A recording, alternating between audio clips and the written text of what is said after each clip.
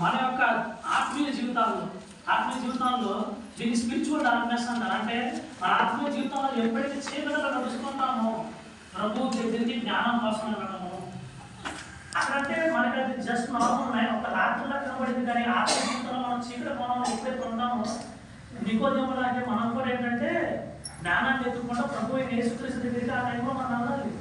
అక్కడ వాక్యం చెప్తున్నారు. ఇంకా మనం మూడో విషయం ఏంటంటే మత్తయి సువార్త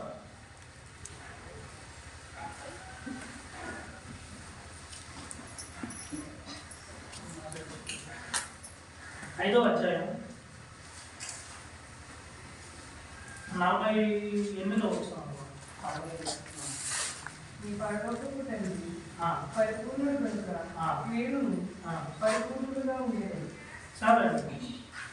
మీకు అర్థమైనాక సింపుల్గా అంటే ఇక్కడ దేవుడు అడుగుతుంది heart of perfection. Heart of perfection అంటే సంపూర్ణంగా, లేకపోతే దాని సరైన పదం ఏముందని ఒకసారి మళ్ళీ చదువుతారు. అది పరిపూర్ణుడు అనమాట కదా. పరిపూర్ణుడు అంటే ఒక పర్ఫెక్ట్ అనమాట. అంటే సరైన విధంగా, లేకపోతే సరైన వ్యక్తిగా దేవుడిలో సరిగ్గా ఉండడం అని చెప్పి.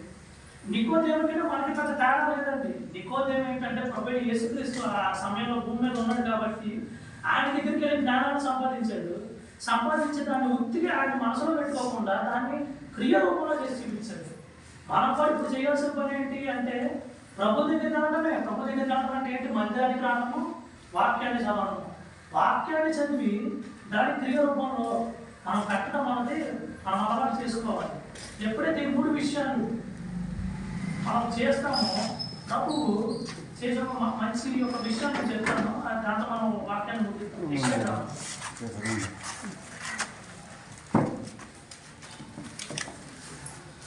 యెషయా 1వ అధ్యాయం 18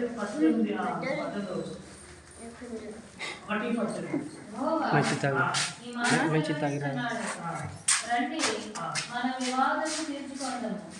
మీ పాపములు రక్తము వలె ఎర్రని వైనను అవి హేమము వలె తెల్లబడును.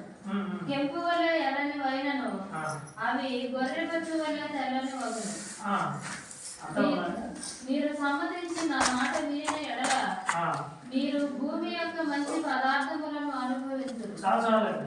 ఇక్కడ మీకు సింపుల్ గా చెప్పాలంటే ప్రభువు అంటున్న మాట ఏంటంటే, అదే నువ్వు చేసిన పాపాలు ఏంటి మరి రక్తం కంటే ఎర్ర అంటే అంత దారుణమైన పాపాలా అయినా సరే పర్లేదు, నువ్వు ఎప్పుడైతే నా దగ్గరికి వస్తావో, ఎప్పుడైతే దీన్ని నువ్వు తగ్గించుకొని ఒక చిన్న పాలలాగా చిన్న బెట్టలాగా నువ్వు ఎప్పుడైతే తగ్గించుకొని నా దగ్గరికి వస్తావో అక్కడ ఉంది. కానీ